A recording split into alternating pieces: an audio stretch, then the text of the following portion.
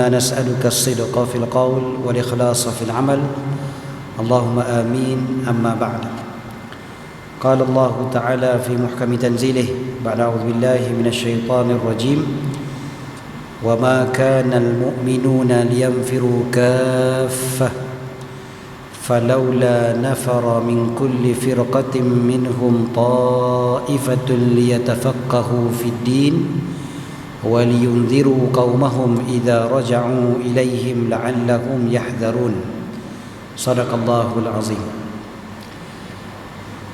Tuan Imam, seluruh ahli jawatan kuasa masjid, Tuan Guru, tuan-tuan guru yang hadir, para asatizah, para pimpinan masyarakat, ibu-ibu dan ayah-ayah, abang kakak, adik-adik, muslimin dan muslimat, tuan-tuan dan puan-puan yang dirahmati lagi dikasihi oleh Allah Subhanahu wa taala sekalian.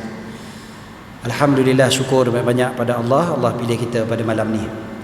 Bukan senang sebenarnya Allah Taala nak bagi nikmat ini kepada kita. Maknanya Allah nak bagi senang, tapi kita tu nak boleh nikmat tu susah. Ya? Sebabnya kita perhatikanlah berapa ramai orang di luar sana yang tak dapat nikmat ini. Lagi ramai yang tak dapat nikmat ini berbanding dengan yang mendapat nikmat ini.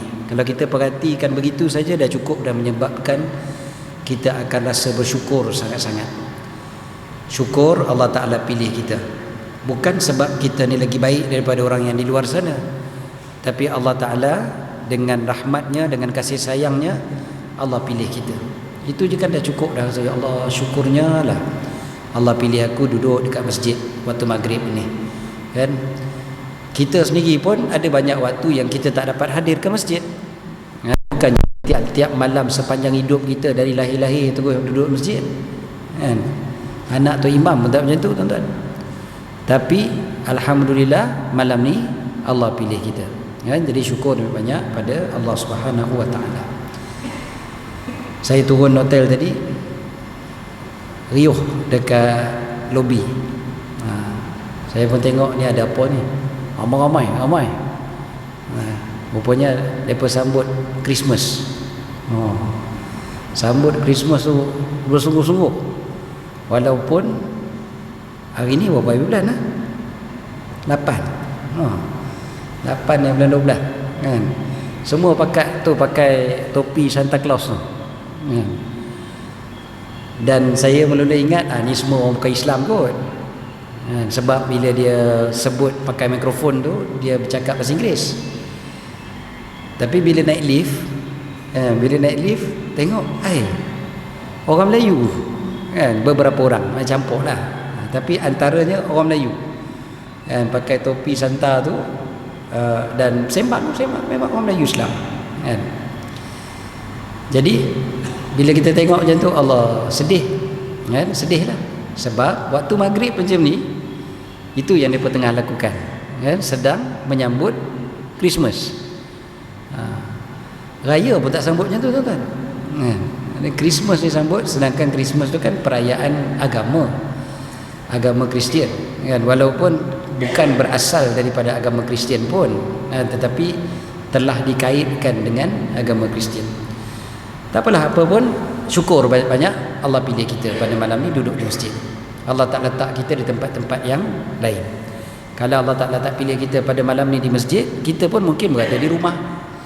Tak berada di rumah, berada di kedai. Tak berada di kedai, berada di jalan, atas jalan kan. Tapi alhamdulillah Allah pilih kita duduk dalam masjid. Tuan-tuan, tajuk kita pada malam ni, tuan-tuan, tajuk yang sebenarnya kalaulah bukan saya yang berceramah pun tuan-tuan boleh jawab tajuk ni sebenarnya. Tajuknya berkaitan dengan kenapa, bagaimana, mengapa. Mengapa kita mempelajari ilmu fiqh. Ataupun orang Penang dia tak sebut mengapa, awal. Jadi mengaji fiqh ni apa tujuan dia? Mudah ceritanya kita boleh jawab secara umumnya, kita nak mengaji ni memang nak cari redha Allah lah, tentu sekali lah. Dalam hadis Nabi SAW, inna lillahi malaikatan sayyahin ataupun sayyarah. Bagi Allah Ta'ala ada malaikat yang duk berjalan sana sini, ke hulu ke hilir, berjalan ke sana sini. Kenapa? Mereka mencari-cari di atas muka bumi ni majlis-majlis orang duduk-duduk mengingati Allah Ta'ala. Orang duduk-duduk mengingati Allah, ada majlis ilmu, ada majlis zikir, ada majlis selawat dan sebagainya. Mereka bila jumpa saja majlis begini, mereka akan duduk sekali. Jadi malam ni tuan-tuan, yang tuan-tuan tengok ada kosong-kosong sikit ni, kita harapkan mudah-mudahan ada malaikat sebenarnya yang duduk sekali dengan kita, kan? Yang kita tak nampak. Kita yakin dengan hadis Nabi SAW lebih daripada mata kita sendiri. Mata kita memang tak nampak. Ke tuan-tuan nampak? Saya seorang tak nampak. Mata kita tak nampak, tapi kita yakin dengan Nabi Muhammad SAW lebih daripada kita yakin dengan mata kita sendiri. Jadi Nabi dah habaq dah kata ada malaikat. Adalah, malaikat duduk sekali. Malaikat duduk sekali lah. Lepas tu malaikat tu dah habis majlis nanti, dia akan naik dan dia akan melaporkan pada Allah, walaupun Allah Maha mengetahui. Allah tanya pada mereka walaupun Allah Maha mengetahui. Allah tanya juga pada malaikat, apa yang hamba-hamba aku sedang lakukan. Malaikat pun jawablah, mereka sedang duduk-duduk mengingati engkau, berkumpul mengingati engkau. Apa yang mereka nak? Mereka nak syurga. Pernahkah mereka nampak syurga? Tak pernah, kata malaikat. Bagaimana kalau mereka nampak syurga?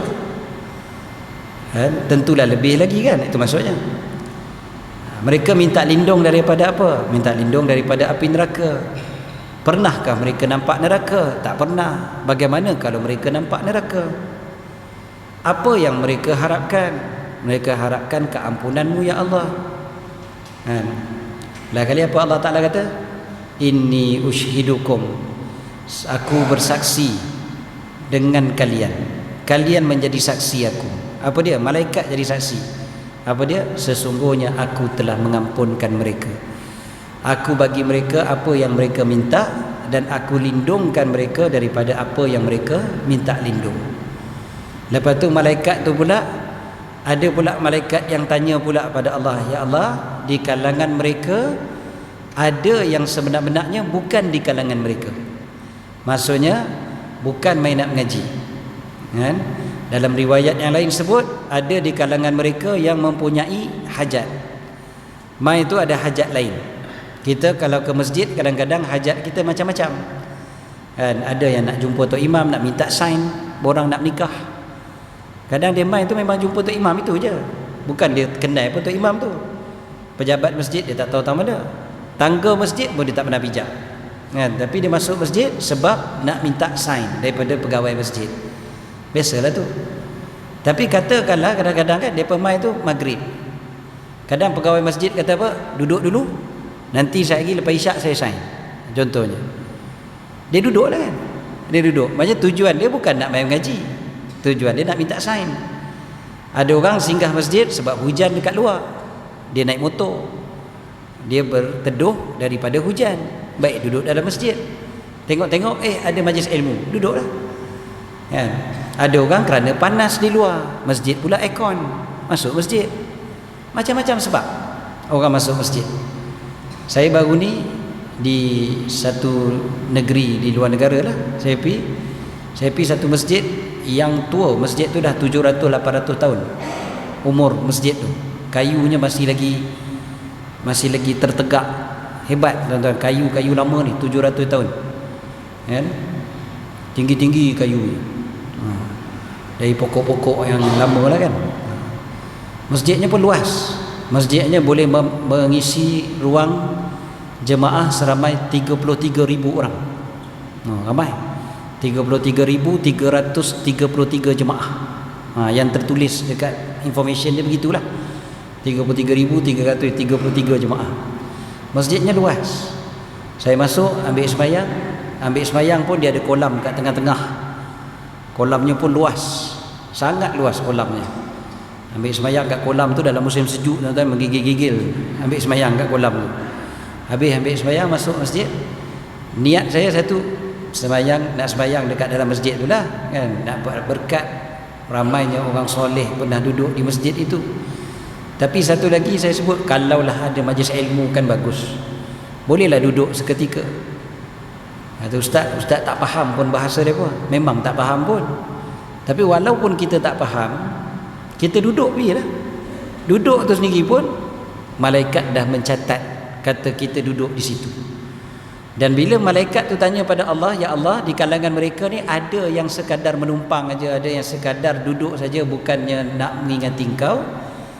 Apa Allah Ta'ala jawab? Hum fihi sawa, mereka padanya sama sahaja, serupa. Maksudnya semua akan dapat apa yang Allah Ta'ala janjikan tadi. Maknanya tuan-tuan, kalau duduk je dalam majlis ilmu tu, walaupun kita tak ada niat nak mengaji sekalipun, kita dah dapat keampunan daripada Allah, dah dijanjikan syurga oleh Allah, dilindungkan daripada api neraka, dan ditunaikan hajat-hajat kita. Itu secara umum, mengaji bidang apa pun, yang penting ilmu bermanfaat, kita dapat benda ni. Tuan-tuan hadir majlis-majlis selawat contohnya, insya-Allah dapat. Walaupun tuan-tuan tak tahu satu habuk pun selawat apa. Duduklah, tak apalah, tak tahu. Duduk je pun dapat. Duduk dalam majlis ilmu tuan-tuan, walaupun tuan-tuan letih sangat, ngantuk sangat hari tu, duduk pula bersandar dekat, kita panggil apa ni, first class seat, yang duduk dekat dinding, dekat tiang semua ni kan. Duduk bersandar, hilang. Dia dah hilang. Saat lagi isyak baru bangkit. Boleh tak? Dapat. Yang penting duduk sekali, itu je. Jadi rugi kalau siapa yang tak masuk majlis ilmu. Jadi mengaji ilmu fiqh apatah lagi. Itu secara umum. Kita pergi secara khusus. Secara khususnya ilmu fiqh ni, pertama sekali dalam ayat Al-Quran. Allah Ta'ala cerita daripada surat Taubah. Surat Taubah ni tadi kita baca tadi. Allah Ta'ala bagi tahu, wa ma kanal mu'minuna liyanfiru kaffah. Orang yang beriman itu dia tak boleh keluar beramai-ramai semua sekali. Maksud keluar beramai-ramai ni, para ulama tafsir kebanyakannya mengatakan keluar berperang. Maksudnya jangan semua sekali pergi perang. Habis macam mana? Dalam Quran tu Allah Ta'ala jawab, falaula nafara min kulli firqatin minhum ta'ifatun liyatafaqahu fid din. Biarlah ada satu kelompok yang keluar untuk mengaji fiqh, untuk mendalami ilmu agama. Liyatafaqahu fid din, untuk tafaqquh fid din, mengaji sungguh-sungguh dalam agama. Kemudiannya untuk apa? waliyunziru qaumahum idza raja'u ilaihim, supaya mereka dapat peringatan kepada kaum mereka apabila mereka balik pulang nanti. Jadi tuan-tuan, ayat ini Allah Ta'ala dah ceritakan, dan ulama tafsir kata bermakna orang keluar ni dia ada dua yang paling utama. Satunya keluar berjihad, yang satu lagi adalah keluar menuntut ilmu, memahamkan ilmu agama sungguh-sungguh. Jadi kalau kita keluar dari rumah mai masjid, tujuannya untuk faham sungguh-sungguh hukum hakam ibadat kita, itu salah satu daripada keluar yang paling mulia sekali dalam Islam. Okey, itu satu. Hadis Nabi SAW, Nabi beritahu apa? May yuridillahu bihi khaira yufaqihu fid din. Siapa yang Allah Ta'ala nakkan kebaikan untuk dia, Allah fahamkan dia dalam agama sungguh-sungguh. Tuan-tuan perhatikan dua-dua ni, ayat Quran dan hadis ini, Allah Ta'ala dan juga Rasulullah SAW tadi menggunakan perkataan yang sama, iaitu menggunakan perkataan fiqh, liyatafaqahu fid din. Dan ayat tadi tu, may yuridillahu bi khaira yufaqihu fid din. Kalau kita boleh bayang tuan-tuan, walaupun saya tak pakai whiteboard, tuan-tuan bayangkan je, perkataan dia berasal daripada tiga huruf. huruf fa, huruf qaf dan juga huruf ha. Ha bulat. Bukan ha pedas, ha bulat. Fa, qaf dan juga ha. Qaf bukan kaf. Kalau kaf dia jadi makna lain. Dia jadi bermakan buah-buahan. Dia jadi lain dah. Okey. Jadi qaf huruf qaf. Jadi faqiha asalnya begitu. Makna faqiha ni apa dia? Asal makna dia dalam bahasa Arab maksudnya faham. Dan kalau kita perhatikan lagi, ulama bahaskan faham ni bukan sekadar faham, tapi faham yang sungguh-sungguh. Itu maksud fiqh. Faham sungguh-sungguh. Jadi faham sungguh-sungguh macam mana? Apa beza faham dengan faham sungguh-sungguh? Faham sungguh-sungguh ni dia faham apa yang orang bercakap dengan dia tu maksudkan. Contoh tuan-tuan, kita buat benda salah. Kita buat benda salah. Orang marah kat kita, dia kata hang ni lah, awak lah bijak sangat, pandai sangat, cerdik sangat, awak cerdik sangat. Dia jawab apa? Sebab saya dulu mengaji rajin, sekolah dulu SPM straight A. Contohnya. Kalau dia jawab macam tu, kita kata apa? Ya Allah, ni terlebih cerdik ni. Kita tengah marah dia, kita bercakap macam tu, dia tak faham. Adakah dia tak faham maksud cerdik? Dia faham. Tapi dia tak faham maksud orang yang bercakap tu. Jadi fiqh ni asal maksud dia adalah faham sungguh-sungguh apa yang orang bercakap itu maksudkan. Itu asal dia. Tapi dari segi istilah ulama, fiqh ni apa dia? Fiqh ni adalah al-ilmu bil ahkam syar'iyyah. Ilmu dengan hukum hakam syariah yang berkaitan dengan perbuatan mukallaf yang diambil daripada dalil-dalil yang terperinci. Al-muta'allaqa bi af'alil mukallafin al-mustanbatah min al-adillah at-tafsiliyah. Apa maksud dia tuan-tuan? Ilmu dengan hukum hakam syariat yang berkaitan dengan perbuatan mukallaf. Inilah dia fiqh. Kalau tuan-tuan tanya apa beza fiqh dengan mengaji hadis? Apa beza fiqh dengan mengaji tafsir? Apa beza fiqh dengan mengaji bab akidah? Apa beza fiqh dengan mengaji bab tasawuf? Kan? Fiqh ni apa dia? Dia ilmu berkaitan dengan perbuatan mukallaf. Mukallaf ni siapa dia? Yang baligh dan berakal. Kita semua lah. Tak kira orang Islam, bukan orang Islam. Hukum hakam berkaitan dengan perbuatan. Itulah dia fiqh. Dari kita bangkit sampailah kita tidur semula, bahkan ketika kita tidur 24 jam perbuatan kita itu dia ada ilmu fiqh. Ilmu fiqh ni hukum hakam dia terbagi pula kepada dua. Satu dipanggil hukum taklifi, satu lagi dipanggil hukum wad'i. Taklifi ni apa dia? Hukum yang biasa kita sebut dalam bahasa Melayu, wajib, sunat, harus, makruh, haram. 5. Tak ada lain lah tuan-tuan, 5 aja. Dia tak ada wajib, sunat, harus, makruh, haram, bid'ah. Tak ada. Itu Wahabi je. Dia kalau bid'ah sekalipun, dia bukan hukum, dia sifat. Dia akan balik kepada 5 hukum ni. Wajib, sunat, harus, makruh atau haram.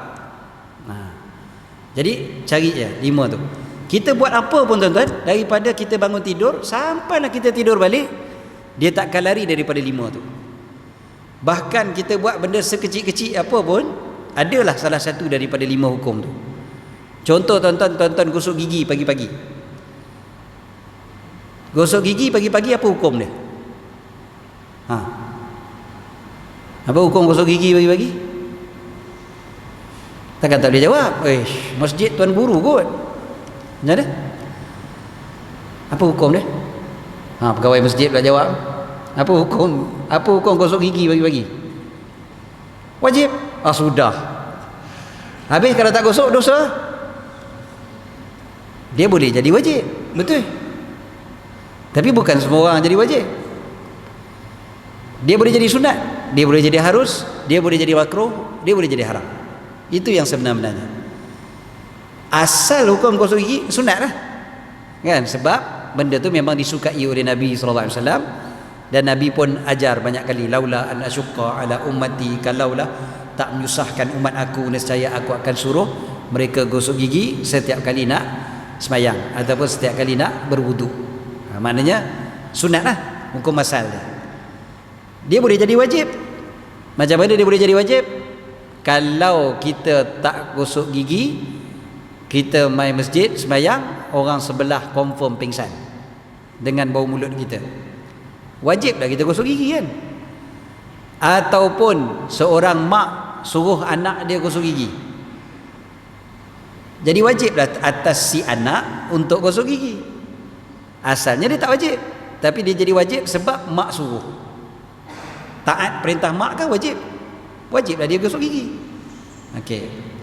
Harus, bila dia jadi harus, harus ni maksudnya apa? Dia tak berdosa, tak ada pahala, tengah-tengah. Harus contohnya dia gosok gigi tak ada sebab apa, saja-saja aja duk bangkit tidur tu, mamai tu duk mamun tu kan, ambil beruk gigi gosok. Harus, tak ada hukum. Makruhnya ada makruh. Makruh ketika bulan Ramadan, waktu petang kan, kita tengah puasa bulan Ramadan, petang tu kita gosok gigi. Banyak ulama mazhab Syafi'i mengatakan makruh. Haram, ada gosok gigi haram, ada, boleh jadi haram gosok gigi, ada. Contoh, curi bau gigi orang lain. Ambil bau gigi orang, dia pergi bau gigi dia sendiri tanpa izin, haram lah kan? Jadi walaupun sekecil itu, dia akan ada 5 hukum tadi, daripada wajib sampailah ke haram. Kalau kita faham benda ni tuan-tuan, maknanya kita dah nampak dah bahawasanya mengaji ilmu fiqh ni penting. Sebab dari kita bangun tidur sampailah kita tidur semula waktu malam, semua perbuatan kita ni ada hukum dia dan ada dosa pahala dia. Paling tidak harus tak ada dosa, tak ada pahala. Tapi dia mesti kita kena tahu juga apa benda yang kita buat ni. Sebab kita pun tahu kan, dalam Quran Allah Taala bagi tahu, faman ya'mal mithqala dzarratin khairan yarah wa man ya'mal mithqala dzarratin syarran yarah. Buat baik sekecil zarah pun kita akan nampak nanti, kita buat buruk sekecil zarah pun kita akan nampak juga nanti. Sekecil zarah. Jadi bermakna sekecil zarah tu pun dia ada hukum dia. Dia bukan terbiar begitu saja. Tak ada satu saat pun malaikat terleka daripada catat apa yang kita buat. Kan ada orang, tuan-tuan, lagi-lagi bila zaman sekarang ni, zaman internet ni kan, social media, dia duk tulis dekat internet tu, dia pakai fake account, tuan-tuan. Sebab apa? Sebab dia nak kutuk orang, dia nak hina orang, dia nak main-mainkan orang, pakai account palsu. Banyak, tuan-tuan, zaman kita ni. Dia pakai fake account tu, dia duk berasa malaikat tak kenal dia. Bukan setakat orang tak kenal dia, bukan setakat SKMM tak kenal dia, dia berasa malaikat pun tak kenal dia. Kan, tak apa. Aku buat ni tak ada dosa. Sebab apa? Malaikat tak catat. Sebab apa? Aku bukan pakai nama aku. Jadi ada orang dia duk fikir macam tu, ataupun bukanlah dia fikir macam tu, dia lupa yang malaikat sentiasa mencatatnya. Mengaji ilmu fiqh ni tujuan paling besar sekali sebenarnya untuk kita faham hukum hakam. Itulah daripada ta'rif kepada ilmu fiqh tu sendiri. Nak kenal hukum hakam, mana yang wajib sampailah mana yang haram. Patutlah kalau kita perhatikan Nabi SAW, bila Sayyidina Ibnu Abbas mai tidur rumah Nabi, macam mana Sayyidina Ibnu Abbas ni boleh tidur rumah Nabi? Kerana mak menakan dia kahwin dengan Nabi. Mak menakan dia belah mak Sayyidina Ibnu Abbas ni nama dia Lubabah bintul Haris. So mak menakan dia seorang nama Maimunah bintul Haris. Sayyidatina Maimunah bintul Haris ini Ummul Mukminin, isteri Nabi. Jadi dia pun tumpang rumah mak menakan dia, dapatlah duduk rumah Nabi maksudnya. Kan? Jadi bila dia duduk rumah Nabi, dia duduk tolong Nabi macam-macam. Antaranya dia tolong ambilkan bekas untuk ambil air semayang, wuduk. Bila dia ambilkan bekas wuduk untuk Nabi SAW, Nabi berwuduk, Sayyidatina Maimunah, mak menakan dia pun habaklah. Kan, wahai Rasulullah, yang ambilkan air ini tadi adalah Ibnu Abbas, Abdullah bin Abbas, budak lagi waktu tu. Jadi Nabi waktu tu, Nabi terus dengar macam tu, Nabi seronok. Nabi pun sebut, Allahumma faqihhu fid din wa 'allimhu ta'wil. Ya Allah, fahamkanlah dia dalam agama sungguh-sungguh dan ajarkanlah dia takwil ataupun tafsir Al-Quran. Nabi guna perkataan apa tadi? Faqihhu fid din. Perkataan fiqh juga yang digunakan.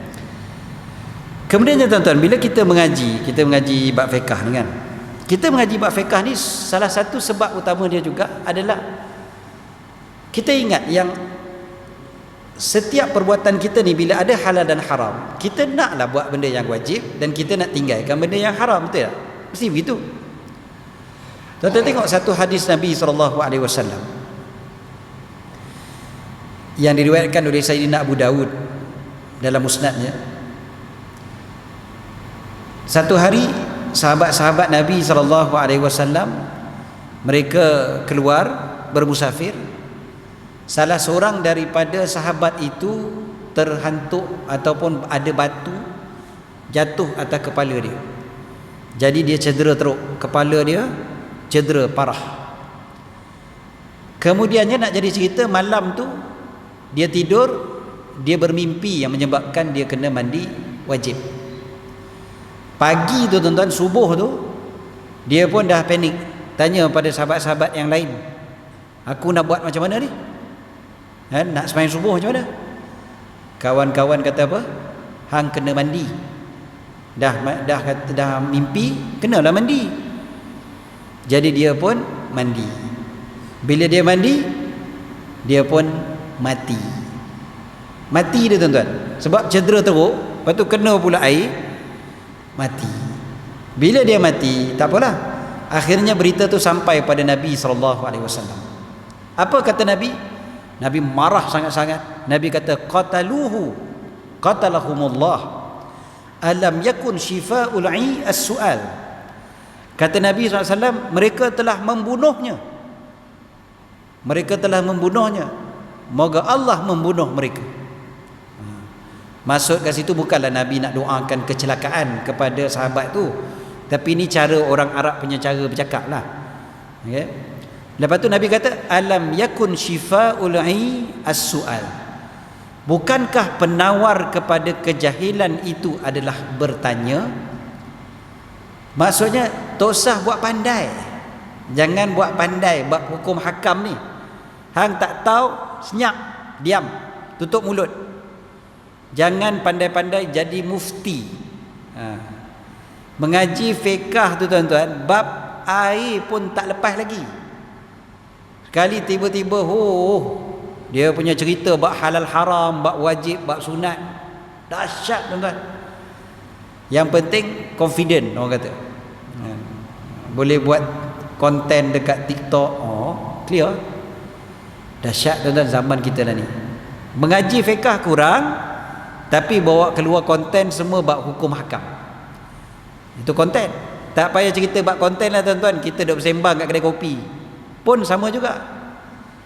Kadang-kadang saya ni tuan-tuan, kadang-kadang kita duduk tunggu, kadang mamak buat roti canai, kita duduk kat meja ni, kadang kita dengar meja sebelah bersembang kan. Meja sebelah bersembang tu, macam forum ehwal Islam lah tuan-tuan. Kan? Baguslah, maknanya kesedaran beragama tu tinggi dah. Tapi masalahnya bercakap bab hukum kadang-kadang. Dia cakap, itu mana boleh, haram tu. Dia cakap maknanya kita kata, senang sangat nak bercakap, tapi mengaji tak pernah. Ataupun mengaji sikit-sikit. So mengaji fiqh supaya kita tak mengeluarkan hukum dengan cara yang salah, dan supaya kita sedar Makin kita mengaji, makin kita sedar yang ilmu ini sangat luas, sampai kita makin tak berani nak bercakap lagi bab-bab yang kita tak tahu. Sebab makin kita mengaji, makin ya Allah, banyaknya aku tak tahu, kan? Tuan-tuan tahu ilmu fiqh ni kitab dia tebal-tebal mana tuan-tuan? Dia adalah kitab yang paling ringkas sekali, yang nipis. Tapi banyak kitab fiqh tuan-tuan tebal dia begini dalam bahasa Arab. Bahasa Arab ni tuan-tuan secara umumnya kalau kita terjemah ke bahasa Melayu, dia akan jadi 3 kali ganda. Tuan-tuan bayangkan, yang dalam bahasa Arab dah tebal macam ni, kali 3. Itu baru sebahagian daripada ilmu fiqh. Sebab mana ada orang yang boleh tulis semua ilmu fiqh. Jadi kalau dia tulis yang banyak tu pun, ulama-ulama besar tu tulis banyak tu pun, itu baru sebahagian daripada ilmu fiqh. Luas tuan-tuan, luas. Kita mengaji kitab pendek ni pun tuan-tuan, kadang-kadang bertahun-tahun tak habis lagi. Baru kecil ni ya kitabnya, kan? Bayangkan kitab sebesar pemeluk kita, sebanyak-banyaknya kitab, dia tulis pula detail-detail daripada atas hujung ke surat sampai hujung ke surat, tebal macam tu tuan-tuan. Ya Allah. Lepas tu kita makin belajar, makinlah kita sedar yang kita ni sebenarnya tak tahu. Ilmu fiqh ni mengajar kita supaya bila kita mengaji, kita akan makin tunduk ke bumi, makin berisi makin tunduk, ibarat resmi padi. Ilmu tasawuf pun macam tu jugalah. Itu salah satu tujuan ilmu tasawuf. Kemudiannya tuan-tuan, ilmu fiqh mengajar kita supaya kita ni tahu mana yang lebih utama antara banyak benda, mana yang lebih utama, dan macam mana nak dapat pahala yang paling banyak sekali. Ilmu fiqh mengajar kita mana yang lebih utama daripada yang lain. Contoh tuan-tuan, dalam satu hadis Sayyidatina Maimunah, tadi kita sebut nama beliau kan, Sayyidatina Maimunah bintul Haris radhiyallahu anha, isteri Nabi SAW. Dia ada minta pandangan pada Nabi tentang hamba dia. Dia ada hamba seorang, dia nak merdekakan hamba tu sebab mungkin dia rasa dah tak perlu dah, dan memang dalam Islam membebaskan hamba ni pahala dia sangat besar. Jadi dia nak berebut peluang tu, pahala membebaskan seorang hamba, kan? Jadi dia pun nak bebaskan, tapi Nabi kata tak payah, tak gaduh bebaskan. Nabi pergi masjid, kan? Nabi balik ke rumah, Nabi tanya dia, macam mana? Dia kata, aku bebaskan hamba aku tu. Bukan dia nak lawan cakap Nabi, tapi dia mungkin nampak Nabi mungkin kesian kat dia sebab ada hamba lagi senang, kan? Tapi bagi dia, dia nak rebut juga peluang pahala tu. Jadi dia bebaskan hamba tu. Kata Nabi SAW, kalau akulah jadi kamu, hamba tu aku tak bebaskan, tapi aku hadiahkan kepada pakcik-pakcik aku, pak menakan aku, mak menakan aku. Nabi nak tunjukkan apa kat situ? Ada peluang untuk engkau dapat pahala yang lebih besar lagi daripada pahala yang kau cuba nak rebut tadi. Perbezaan antara dua ni hanya diketahui apabila kita mengaji betul-betul fiqh. Barulah kita nampak priority, mana yang lebih utama daripada mana satu. Contoh tuan-tuan, biasa je orang bila kita buat kuliah maghrib, kan? Bila buat kuliah maghrib ini isu yang banyak berlaku di mana-mana masjid. Ada orang yang bila dah masuk waktu isyak, azan isyak ni lagi isyak kan, berapa minit lagi, lepas tu kita pun sambunglah dalam 10-15 minit biasa macam tu kan. Lepas tu semai isyak kan, habis kuliah je terus qamat. Ada orang yang akan berbunyi, dia marah pada Tok Imam, dia marah pada EJK, nak marah Tok Guru tak berani, kan? Awak kita tak sembahyang sunat dulu. Oi, kuliah panjang sangat sampai tak dan sembahyang sunat. Apa? Dia marah, kan? Dia kritik. Saya pun tak tahulah masjid ni ada ke tidak. Kadang-kadang orang marah benda-benda macam ni, kan? Tapi banyak tuan-tuan, seluruh Malaysia saya pergi, saya biasa dengar benda ni. Orang marah kuliah panjang, sedangkan patutnya boleh sembahyang sunat, kan? Orang nak sembahyang sunat pun kacau, ganggu orang nak sembahyang sunat dan sebagainya. Pertama je tuan-tuan, kalau kita masuk lambat, masuk lewat, kita sembahyang sunat tahiyatul masjid dulu, lepas tu kita duduk, kan. Sembahyang sunat qabliyah isyak, sembahyang sunat qabliyah isyak dengan majlis ilmu, mana lebih utama? Majlis ilmu lebih utama.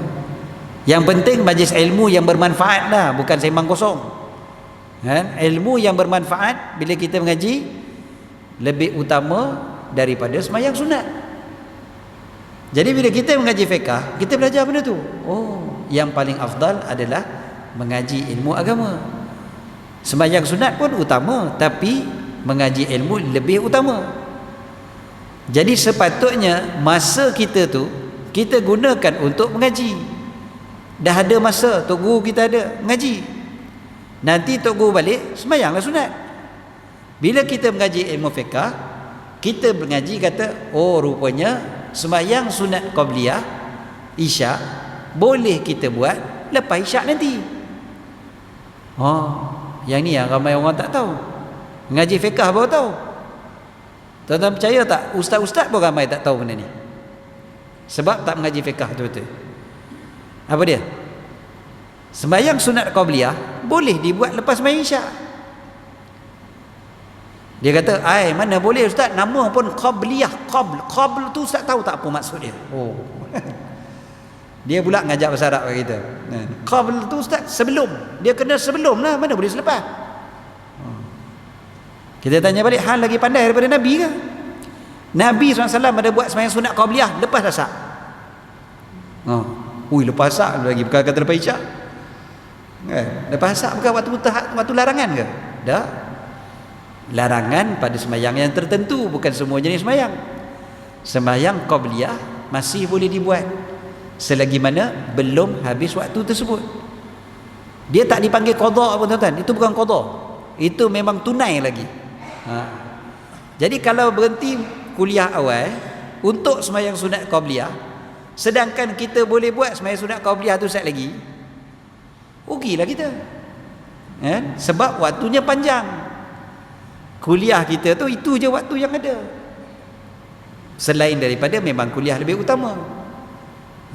Mengaji fiqh baru tahu, oh sembahyang sunat qabliyah ni waktu dia bermula, kan kita mengaji waktu-waktu sembahyang. Waktu zuhur mula bila, habis bila. Asar masuk bila, habisnya bila. Maghrib masuk bila, habisnya bila. Kita mengaji macam tu. Sembahyang sunat yang berwaktu pun ada juga. Masuknya bila, tamatnya bila. Kan? Sembahyang sunat yang berwaktu. Jadi antaranya sembahyang sunat qabliyah. Ini sembahyang sunat berwaktu. Jadi bila dia masuk? Dia masuk apabila masuknya waktu fardu solat tersebut. Dan habisnya bila? Habisnya apabila habisnya waktu solat tersebut. Bukannya habisnya apabila dilakukan perbuatan solat tersebut. Baru faham, oh maknanya sembahyang sunat qabliyah ni selagi belum habis waktu boleh sembahyang lagi. Boleh. Subuh mai ke masjid dah qamat, kita pun sembahyang dengan imam. Tak dan sembahyang sunat qabliyah subuh. Qabliyah subuh tu kan lebih baik daripada dunia dan seisinya. Takkan nak tinggal, rugi lah. Takkan kita sembahyang dulu, tak apa, sembahyang fardu sekejap lagi dah, aku nak sembahyang sunat dulu. Kita kalau mengaji fiqh, kita takkan buat begitu. Kita akan sembahyang fardu dengan imam, lepas sembahyang fardu subuh dengan imam, baru kita sembahyang sunat. Mengaji fiqh, kita akan faham untuk rebut macam mana peluang pahala yang besar. Contoh lagi tuan-tuan, ambil wudu bila ada qamat. Tok bila ada qamat, kita tengah berwudu. Wudu memanglah wajib. Tapi yang wajib pada wudu tu kan hanyalah sekali kan. Sekali basuh muka, sekali basuh tangan, sekali sapu kepala, sekali basuh kaki. So 4 basuhan sahaja yang wajib kan. Dah itu je. Jadi kalau dah qamat, kita akan cukup buat yang 4 tu saja. Buat sekali. Dah, cepat-cepat masuk masjid. Kita tak buat yang lain. Sebab apa? Sebab nak mengejar jemaah dapat takbiratul ihram dengan imam lebih afdal daripada kita buat 3 kali waktu wuduk tu. Mengaji ilmu fiqh kita boleh tahu. Kalau tak mengaji ilmu fiqh kita pun tak tahu mana yang wajib, mana yang sunat, mana yang kita boleh tinggal. Sebab nanti kita tak tahu, ustaz basuh telinga tu tak wajib ustaz. Sebab ada yang ingat wajib. Sebab apa dia kata wajib? Sebab dia tak mengaji fiqh. Bila kita mengaji fiqh baru kita tahu, oh basuh telinga ni sunat, dia tak wajib. Kumur-kumur tu tak wajib, dia sunat. Contohnya. Jadi mengaji fiqh akan menyebabkan kita faham mana yang wajib, mana yang sunat, mana yang lebih utama. Ada orang sampai tak sembahyang subuh. Ni cerita betul tuan-tuan, orang tanya pada saya.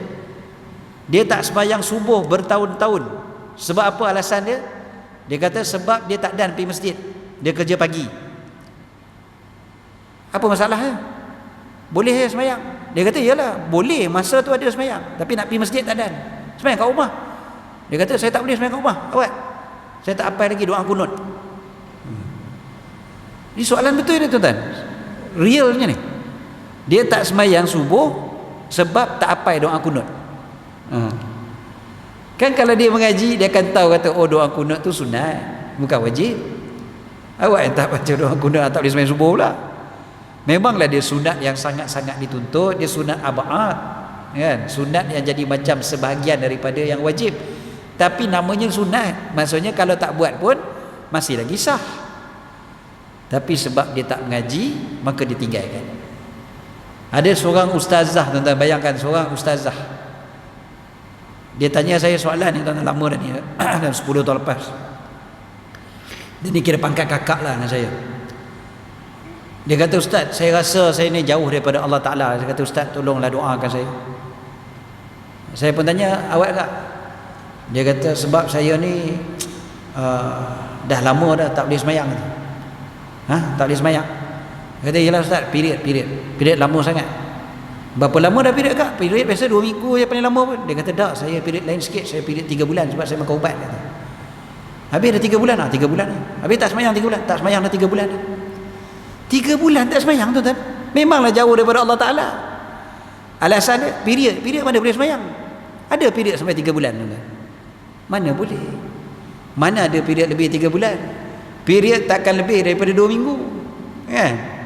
15 hari je paling banyak. Mana boleh ada period 16 hari pun tak ada. Bukan kata 3 bulan. Ustazah tuan-tuan bayangkan, ustazah tak solat 3 bulan. Sebab apa? Dia ingat period. Sebab apa? Sekali lagi, tak mengaji fiqh. Itu fiqh lah tu. Bila mengaji fiqh baru tahu, oh dia macam ni, dia tak boleh lebih 15 hari.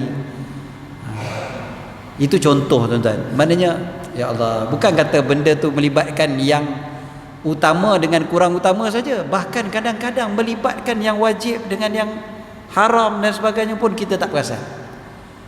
Yang utama dengan tak utama tu memang sangat banyak dah. Contoh seorang baca Quran. Tadi kita sebut tadi kuliah tadi semayang kan. Contoh seorang baca Quran. Tengah Quran azan. Kita buat apa? Kita berhenti baca Quran, kita jawab azan kan. Tentulah itu yang terbaik. Tiba-tiba main kawan kita kata dia baca Quran juga. Tak apa, jawab azan orang lain pun boleh jawab. Baca Quran ni hang tahu tak? Satu huruf 10 ganjaran dia. Aku tu kalau satu huruf sepanjang azan tu 3 minit. 3 minit tu berapa banyak aku dah boleh baca dah. Contohnya dia duk buat calculation dia sendiri, perkiraan dia sendiri. Sebenarnya kalau dia mengaji ilmu fiqh, dia akan belajar bahawasanya jawab azan lebih utama daripada baca Al-Quran. Maknanya kadang-kadang tuan-tuan, pahala ni kita tak boleh pakai kalkulator je tuan-tuan. Walaupun Nabi SAW bagi tahu kata ada berapa ganjaran dia, berapa ganjaran dia kan. Tapi ada benda-benda kita tak boleh pakai kalkulator nak kira macam tu. Kena mengaji. Contoh tuan-tuan, hari Arafah. Nabi SAW bagi tahu tentang puasa pada hari Arafah. Kan puasa hari Arafah itu menghapuskan dosa setahun yang dahulu dan setahun yang kemudian. Kita mengaji puasa pada hari Arafah adalah puasa sunat paling afdal dalam setahun. Setahun 12 bulan tu tuan-tuan, tak ada satu hari yang puasa sunat lebih afdal daripada puasa sunat pada 9 Zulhijjah tu, hari Arafah. Okey, tak apa. Tuan-tuan yang dah pernah pergi haji, kalau waktu pergi haji tu tuan-tuan, hari Arafah tuan-tuan puasa? Tak puasa. Lebih afdal tidak berpuasa berbanding dengan puasa. Bukan puasa tu yang paling afdal dalam setahun. Tak. Memang puasa tu paling afdal dalam setahun, kecuali bagi orang yang menunaikan haji. Orang yang tunaikan haji di Arafah, dia tidak disunatkan puasa. Macam tu pula. Macam mana kita nak tahu benda ni? Kena mengaji. Bila mengaji baru tahu. Gitu. Dan tuan-tuan, mengaji ilmu fiqh ni juga sebenarnya dia akan memudahkan kita. Mudah ke mana? Mudah sebab kita baru faham mana yang kita kena buat, mana yang kita ingat kata kena buat tapi rupanya tak wajib pun, dan sebagainya. Contoh tuan-tuan, orang yang sembahyang dia tu nak takbir tu tak masuk, apa dia panggil tu, tak masuk gear, mati enjin dia tak habis-habis, baru masuk je mati enjin, terlepas kelas laju sangat. Allahu Akbar, Astaghfirullahalazim, Allahu Akbar. Ada je 10 kali, 20 kali tuan-tuan. Kadang sampai imam dah rukuk, dia tak habis takbir lagi. Kadang imam dah sujud, dia tak takbir lagi. Imam rakaat kedua, dia tak start takbir lagi pun ada. Saya pernah jumpa yang paling dahsyat sekali tuan-tuan, imam rakaat keempat tuan-tuan, dia tak masuk lagi sembahyang. Ya Allah, kesian sungguh, kan? Jadi kalau dia mengaji fiqh tu betul, dia akan faham yang sebenar-benarnya takbir tak adalah seteruk tu. Dia akan faham waktu takbir solat hanya ada 3 perkara sahaja yang perlu dia lalukan dalam hati dia, yang perlu dia niatkan tu, kan? 3 je, bukan 10. 3 benda je. 3 tu dia: perbuatan solat, fardu, dan waktu solat tu. Zuhur contohnya, solat, fardu, zuhur. Dah 3 je. Habis ustaz nak jadi makmum lah, 4 rakaat lah, apa lah. Tak, itu sunat, itu tak wajib. Kalau hang mampu lagi bagus, tak mampu tak apa, kan? Jadi maknanya senang ceritanya, benda yang mudah dipayahkan. Sebab apa? Tak mengaji. Kalau kita mengaji, kita akan nampak, Islam ni mudah aja sebenarnya, tak adalah susah sangat pun. Mengaji fiqh tu memang akan menyebabkan jadi mudah. Contoh lain. Masuk waktu dah ke? Dah lagi 8:21. Nak berhenti azan dulu ke sambung? Fiqh dia terpulang pada pihak masjid. Sambung. Okey, saya terpulang sebab azan hukum dia sunat. Okey, ini fiqh juga. Apa hukum azan? Dalam mazhab Syafi'i, majoriti ulama mazhab Syafi'i mengatakan azan hukumnya sunat, bukan wajib. Bukan fardu kifayah pun, hukum dia sunat. Salah satu sunat sebelum sembahyang adalah azan. Itu fiqh juga tuan-tuan. Habis macam mana dengan hadis yang kalau satu kampung tu tak dengar azan akan dibakar ataupun akan diperangi? Hadis ni tuan-tuan, dia tak boleh bawa keluar hukum tu ke? Hadis mana-mana pun kita tak boleh kita sendiri ni bawa keluar hukum. Itu bahaya. Sebab kena mengaji hukum ni, kena mengaji daripada fiqh, bukan daripada hadis. Kata Imam Syafi'i, yang disandarkan kepada Imam Syafi'i, beliau berkata kepada ahli hadis, beliau berkata, antumus sayadilah wa nahnul fuqaha. Kalian adalah ahli-ahli farmasi, manakala kami adalah doktor. Maksudnya kalian pandai berubat, tapi kami yang tahu macam mana nak rawat orang. Ahli hadis ni dia tahu mana hadis yang sahih, mana hadis yang dhaif, mana hadis yang palsu, dia tahu. Tapi nak bawa keluar hukum, dia sendiri kena tanya pada ahli fiqh. Itu disiplin ilmu, tuan-tuan. Berapa ramai ulama hadis mereka mengaji dengan Imam Syafi'i, sebab Imam Syafi'i lah ahli fiqh.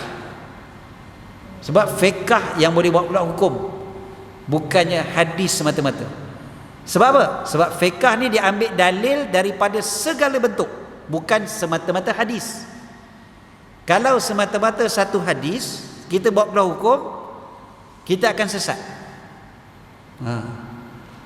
Ini kata para ulama, hadis akan menyesatkan kecuali bagi orang yang faqih, bagi golongan fuqaha. Boleh menyesatkan, tuan-tuan, memang boleh. Walaupun hadis yang sahih sesahih-sahihnya, mutawatir, boleh orang sesat kalau salah faham. So dia perlu faham kepada hadis tu. So faham kepada hadis, nak bawa keluar hukum, itu kerja ulama fiqh. Jadi macam tadi, nak dibakar kampung yang tak ada azan, bukannya maknanya keluar hukum bermakna azan tu wajib. Bahkan kalau golongan yang ekstrim, dia bawa keluar hukum lagi dahsyat daripada tu. Kenapa hampir bunuh orang kampung tu? Aku tak dengar azan. Hang tak tahu ke mereka orang Islam? Tahu. Habis kenapa bakar? Kenapa bunuh satu kampung? Tak dengar azan. Lepas tu kita kata, tak, ulama kata azan tu sunat. Hang nak dengar kata ulama ke nak dengar kata Nabi? Kan itu antara hujah yang paling kerap mereka gunakan. Nak dengar kata ulama ke nak dengar kata Nabi SAW? Ulama ni tak maksum, Nabi je maksum. Tuan-tuan, kalau dengar Puak Wahabi akan bercakap macam ni juga, tuan-tuan. Kalau dengar dia kata, nak dengar ulama ke nak dengar Nabi SAW? Nabi yang maksum. Tak, jawapannya, kita dengar cakap Nabi SAW berdasarkan kepada apa yang disampaikan dan difahami oleh para ulama, bukannya kita faham sendiri.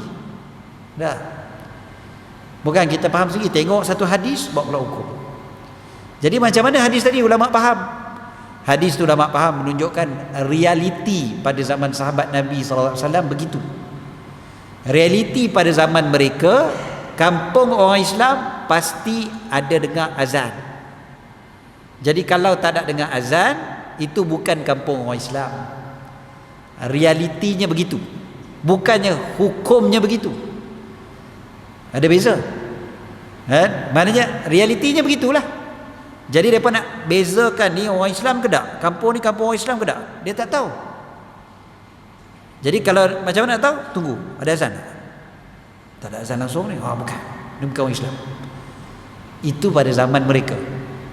Zaman kita mana dah jadi begitu dah.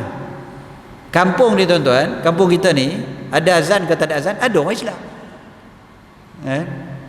dan ada orang bukan Islam.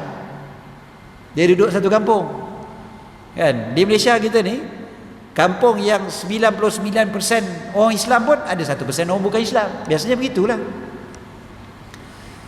normal lah. Jadi dia berbeza dengan pada zaman Nabi SAW, zaman sahabat dan sebagainya.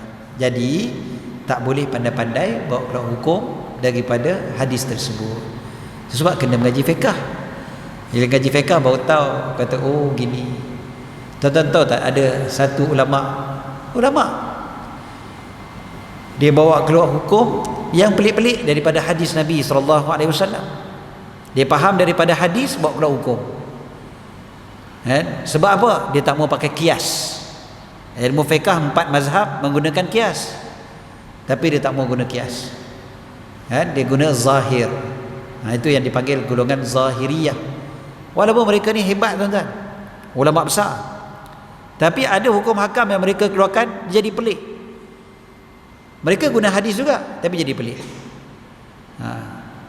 Nabi SAW bagi tahu tentang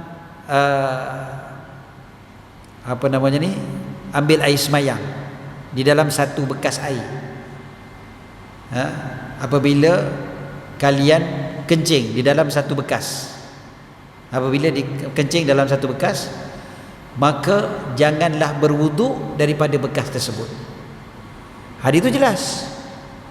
Tapi dia kata apa? Dalam hadis tersebut, idza bala ahadukum fil ma'id daim, di dalam air yang tidak mengalir, bukan bekas, air yang tidak mengalir, alladzi la yajri, yang tidak mengalir. La yabulanna ahadukum, janganlah seseorang daripada kalian kencing dalam satu air yang tidak mengalir kemudian berwuduk daripadanya. Itu hadisnya. La yabulanna ahadukum fil ma'id daim alladzi la yajri summa yatawaddau. Maka mereka kata apa? Kata Nabi SAW bagi tahu, jangan ambil sembahyang kalau kamu kencing dekat bekas tersebut, dekat tempat air yang tak mengalir itu. Kalau orang lain yang kencing tak apa. Oh, sudah. Sebab Nabi kata la yabulanna ahadukum, seorang daripada kalian. Hang tu je yang tak boleh. Maknanya orang lain boleh. Oh, sudah. Kan menjadi pening kan tuan-tuan kalau kita bayangkan. Lepas tu dia kata apa? Nabi bagi tahu kalau kencing dalam air tu, la yabulanna ahadukum fil ma'id daim, dalam air yang mengalir. Mana kata kalau dia kencing di luar, dia tuang air kencing dia dalam bekas air tu, boleh lagi ambil sembahyang dalam bekas tu. Lagi dia kata apa? Dalam hadis tu kata jangan kencing. Maknanya tuan-tuan, buang air besar tak apa. Oh, sudah. Dalam hadis tu kata apa? Yang tak boleh adalah kalau berwuduk. Mana kata minum boleh. Oh, sudah. Tuan-tuan, kan pening kalau kita dengar. Habis dia guna hadis tak? Hadis juga. Hadis tu sahih, tuan-tuan. Bukan masalah guna hadis ataupun tidak. Masalahnya adalah pemahaman kepada hadis tu. Pemahaman kepada hadis itu yang berbeza di kalangan ulama fiqh, menyebabkan berbeza-bezanya pandangan ulama fiqh. Bukannya seorang ulama fiqh ikut hadis, seorang lagi tak mau pakai hadis. Tak ada ulama fiqh tak mau pakai hadis, tuan. Yang kita sembahyang, kita baca doa kunut waktu subuh. Yang kita baca usolli sebelum sembahyang. Yang kita berdoa lepas sembahyang ramai-ramai. Yang kita berzikir ramai-ramai lepas sembahyang. Kan? Yang kita aminkan doa tu. Yang adanya talqin dekat kubur. Yang adanya majlis bacaan yasin, tahlil dan sebagainya. Semua itu ulama fiqh yang mengharuskan, yang menggalakkan. Bukannya tok ketua kampung kita, tok penghulu yang kata bagus juga kalau kita buat no. Bukan. Ulama-ulama fiqh yang mengeluarkan hukum mengatakan bagus. Dia ambil daripada mana? Ambil daripada hadis Nabi SAW. Mereka tak jumpa ke hadis yang kata kullu bid'atin dalalah, setiap bid'ah itu adalah sesat. Mereka tahu, jumpa. Habis mereka faham kot lain. Bukan seperti mana yang kamu faham. Itu bezanya. Ada seorang ni tuan-tuan, dia accountant. Dia accountant tapi berlagak macam ulama besar, mengeluarkan hukum dekat internet. Ini cerita dalam 20 tahun lepas. 20 tahun lepas ni, belum ada TikTok lagi, tuan-tuan. Dia dah berjawab hukum hakam ni. Oi, memang pantas dia jawab hukum hakam. Ada orang tanya dia, apa hukum berwuduk?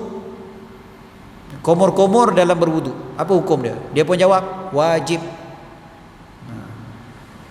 Orang pun tanya dia balik, wajib sungguh ke? Wajib. Saya mencelah. Saya kata dah, sunat. Ikut mazhab Syafi'i sunat, saya kata. Mazhab yang lain saya tahu, tapi kita jawab ikut mazhab Syafi'i. Mazhab Syafi'i sunat. Dia kata tak, kalau ikut mazhab Syafi'i pun wajib juga. Tak, kau mana pula ikut mazhab Syafi'i wajib? Dia kata ya. Dia kata kalau ustaz ngaji mazhab Syafi'i betul tak, dia jadi wajib. Oh, dia pula kata itu. Kenapa pula kamu kata gitu? Dia kata sebab dalam kata-kata Imam Syafi'i, idza sahhal hadits fa huwa madhhabi. Apabila hadis itu sahih, maka itulah mazhab aku. Jadi hadis yang ceritakan tentang komor-komor itu sahih, maka itulah mazhab Imam Syafi'i. Siapa yang mengatakan dia bermazhab Syafi'i, dia mesti juga mengatakan komor-komor itu wajib. Ini cara orang tak ngaji fiqh. Jadi kita pun buat cara dia juga lah. Kita kata itu kalau Imam Syafi'i tak jumpa lagi hadis tu, baru hang boleh kata bila sahih satu hadis tu, itulah mazhab aku. Imam Syafi'i kata sunat, yelah Imam Syafi'i tak jumpa hadis tu. Dia kata berani, dia kata Imam Syafi'i tak jumpa hadis tu. Dia jumpa, Imam Syafi'i tak jumpa. Dia kata Imam Syafi'i tak jumpa. Dia kata kalaulah Imam Syafi'i jumpa hadis ni, pasti dia akan kata qomor-qomor tu wajib. Oh, confident tu saya kata. Wahabi ni yang penting confident. Saya cakap dengan dia, cuba kamu tengok hadis tu riwayat siapa. Dia pun sebutlah hadis ini riwayat imam ni, riwayat imam ni, riwayat imam ni. Oh, canggih kan, hebat sungguh. Kita kalau tak reti memang kita ternganga tu kan. Hebatnya dia ni, accountant tu, tapi pandai cerita hadis tu riwayat siapa. Padahal dia pun copy paste tuan-tuan, bukan payah sangat. Lepas tu dia lah kali hadis ini riwayatkan oleh Imam Malik dalam kitab Muwatta'nya. Dia kata, saya tanya dia balik, kamu yakin Imam Syafi'i tak jumpa hadis ni? Ya. Dia kata, hang tahu tak Imam Syafi'i hafal Muwatta' sebelum dia main mengaji dengan Imam Malik lagi. Waktu dia budak lagi dia hafal dah Muwatta' tu. Hang kata tak jumpa macam mana? Imam Syafi'i anak murid Imam Malik yang menyusun kitab Muwatta', dan Imam Syafi'i hafal kitab Muwatta', bukan macam kamu yang pakai Google aja. Macam mana kamu boleh kata kamu jumpa hadis tu, Imam Syafi'i tak jumpa hadis tu? Macam mana Imam Syafi'i tak jumpa? Imam Syafi'i hafal dari kulit ke kulit kitab tu. Apa sebabnya? Kecelaruan ini berlaku kerana mereka tak mau mengaji hukum daripada ulama fiqh. Mereka nak mengambil hukum straight daripada hadis. Bila ambil hukum straight daripada hadis, ini jadi kecelaruannya. Saya biasa bagi contoh tuan-tuan, kalau orang kata dia nak ikut Nabi, tak mau ikut ustaz, tak mau ikut ulama, tak mau ikut mazhab, tak mau ikut ulama fiqh. Saya kata, kalau macam tu kamu kata apa tentang kencing berdiri? Dia kata kencing berdiri ni tak boleh lah, makruh. Tahu kalau kamu macam tu kamu tak ikut Nabi. Sebab apa? Dalam hadis yang sahih Nabi ada kencing berdiri. Oh, ada ya? Ada. Kalau macam tu kencing berdiri sunat. Oh, sudah. Kencing berdiri sunat. Awak Nabi ada buat? Oh. Adakah Nabi buat terus jadi sunat? Tak. Tak mesti. Nabi buat ada jadi haram pada kita. Kan? Pada Nabi tak haram, pada kita haram. Nabi kahwin lebih daripada 4, haram pada kita. Pada Nabi boleh. Kan? Jadi bukan alasan Nabi buat terus boleh jadi hukum dia sunat. Tak mesti. Tengok fiqh dulu. Sebab kata kena tengok fiqh. Ada satu orang, waktu saya di UK dulu, ada seorang dia tanya, dia kata, Ustaz, leceh lah ikut mazhab Syafi'i ni.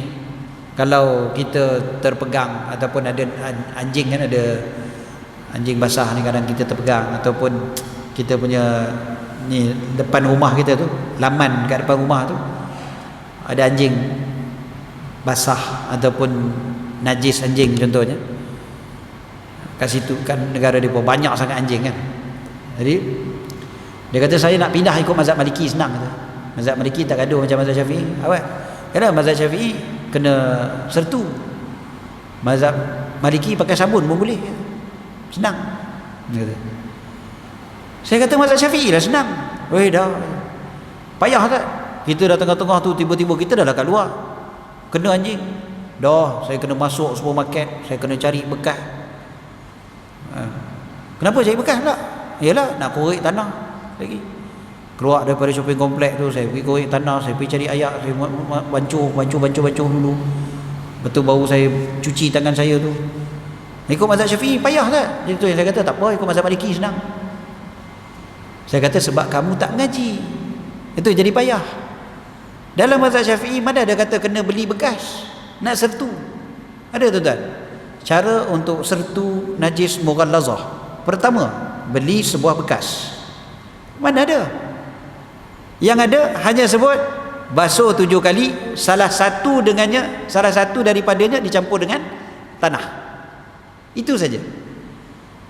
Ada tak disebutkan mesti letak dalam bekas, mesti kocak dulu, kan? Tak. Habis caranya macam mana? Kita mengaji fiqh mazhab Syafi'i baru kita belajar. Ada 3 cara. Yang paling afdal, ya betul, kita campurkan tanah dalam bekas sehingga keruh air tersebut, kita ciruskan 1 kali, lagi 6 kali dengan air yang mutlak. Okey. Tapi ada 2 cara lagi.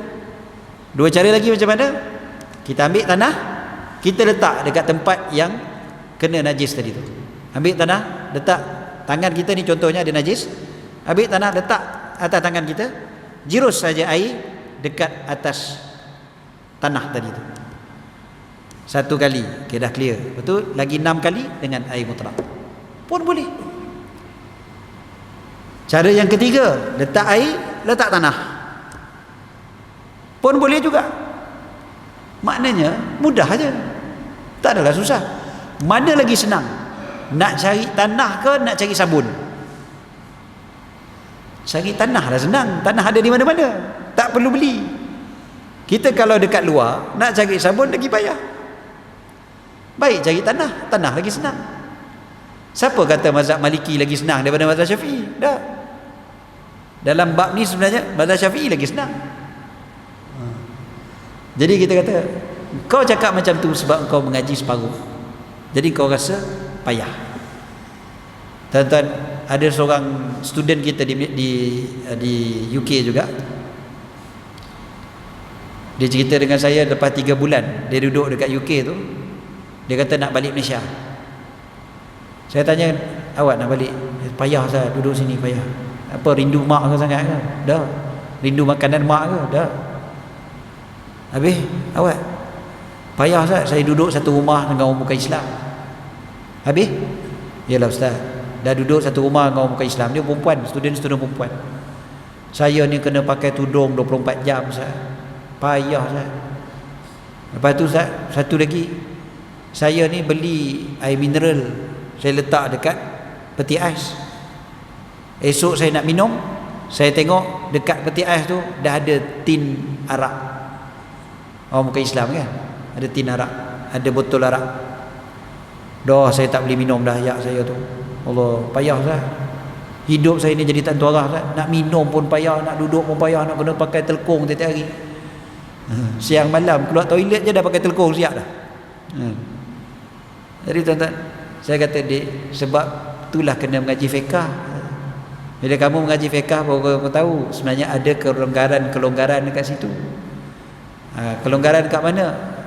Duduk satu rumah dengan orang bukan Islam, tak adalah kata 24 jam kena pakai tudung. Ambillah pandangan yang lebih ringan ketika tu, iaitu tutup sekadar anggota-anggota yang biasa ditutup ketika urusan seharian. Mana kata bolehlah buka bahagian tengkuk ke atas, lengan bolehlah buka, kaki tak adalah kena pakai stokin 24 jam. Bolehlah buka, jangan pergi berkemban je sudahlah. Macam tu. Habis tu ayak tadi, mana jadi najisnya? Kawan tu letak botol arak dia dalam tin, kamu air mineral bertutup. Bukannya air arak dia pergi melompat masuk dalam botol kamu. Kenapa pula botol air mineral tu pula yang salah? Dia tak berdosa. Minum aje lah. Jadi kata payah lah apa. Tak payah. Mengaji fiqh, kita akan nampak keringanan. Itu salah satu tujuan juga mengaji fiqh, tuan-tuan. Kita akan dapat keringanan. Dan ada 2 lagi tuan-tuan, kita nak habiskan dah ni. Satu, bila kita mengaji fiqh, kita akan lebih menghormati para ulama terdahulu. Makin kita mengaji, makin kita hormat para ulama. Makin luas pemikiran kita betapa hebatnya mereka dalam nak mengeluarkan hukum hakam. Mereka mengeluarkan hukum hakam bukan dengan nafsu semata-mata, bukan dengan kepala otak semata-mata, bukan dengan mimpi-mimpi macam sebahagian mereka dakwa. Nak mengeluarkan hukum ini ada disiplin yang cukup dahsyat. Mereka punya cinta pada ilmu, kesungguhan mereka pada ilmu, menyampaikan ilmu, menyebarkan ilmu sangat luar biasa, tuan-tuan. Yang tak ada pada kita walau seorang pun. Rajin macam mana, tuan, rajin tahu mana pun kita ni di sini ni, Tak ada lah yang serajin para fuqaha tersebut, tuan-tuan, para ulama fiqh. Dahsyat mereka ni, tuan-tuan. Siang malam 24 jam mereka dengan ilmu je. Tuan-tuan, sampai mereka ni sampai kita kata apa, nak makan pun tak ada, nak kahwin pun tak ada. Macam Imam Nawawi kan, mana kahwin, mana nikah sampai mati. Imam Nawawi sampai meninggal dunia tak nikah. Sebab apa? Sibuk dengan ilmu. Jadi bila kita mengaji fiqh ni, kita makin hormat kepada mereka. Kita tak berani nak memperlecehkan apa hukum hakam yang para ulama keluarkan. Itu satu. Dan last sekali, tuan-tuan, satu hari Nabi SAW bagi tahu kepada para sahabat, Nabi bagi tahu, sayatikum aqwamun yatlubuna al-ilma, akan datang pada kalian golongan-golongan, kaum-kaum, puak-puak yang akan main mengaji ilmu, mencari ilmu, nak mengaji betul-betul hukum hakam agama. Fa idza ra'aitumuhum, apabila kalian melihat mereka, kata Nabi SAW, faqulu lahum, katakanlah kepada mereka, marhaban bi wasiyyati Rasulillah sallallahu alaihi wasallam. Apa dia? Selamat datang kepada wasiat Rasulullah sallallahu alaihi wasallam, peninggalan Rasulullah sallallahu alaihi wasallam. Kemudian Nabi kata, alimuhum, ajarlah mereka. Perhatikan perkataan Nabi tadi. Nabi kata orang yang mai mengaji ni, mereka adalah wasiat Rasulullah sallallahu alaihi wasallam.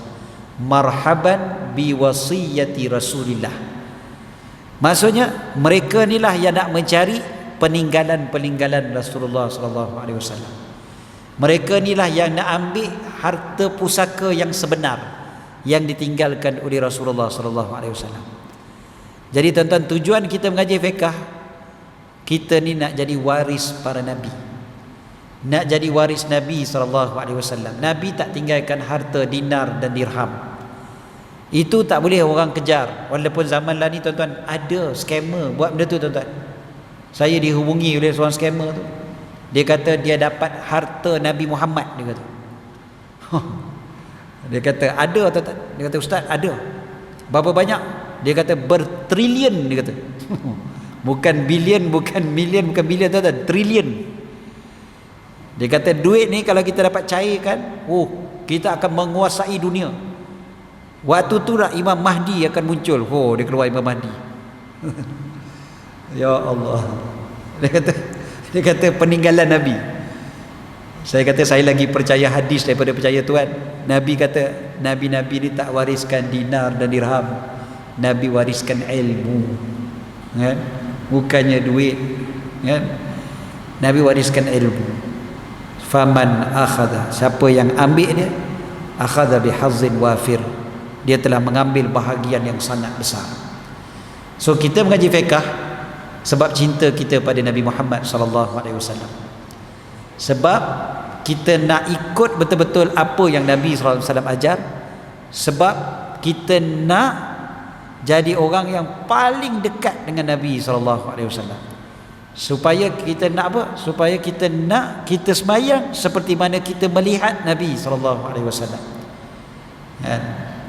Kita buat apa pun, kita buat kerana cinta kita kepada Allah, cinta kita kepada Rasulullah sallallahu alaihi wasallam.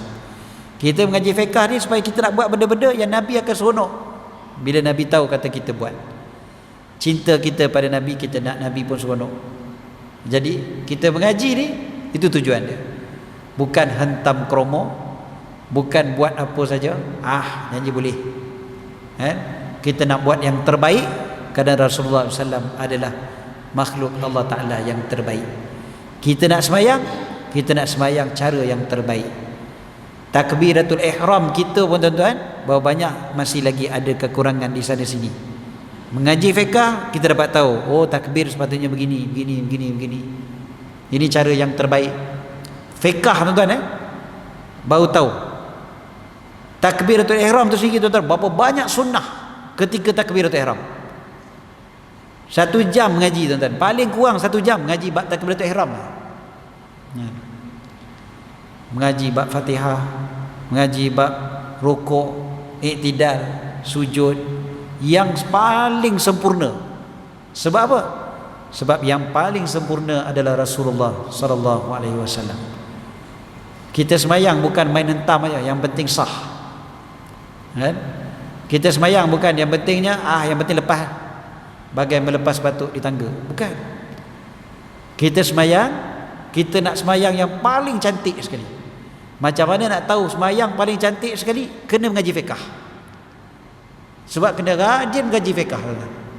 Siang malam mengaji fiqh. Sebab apa?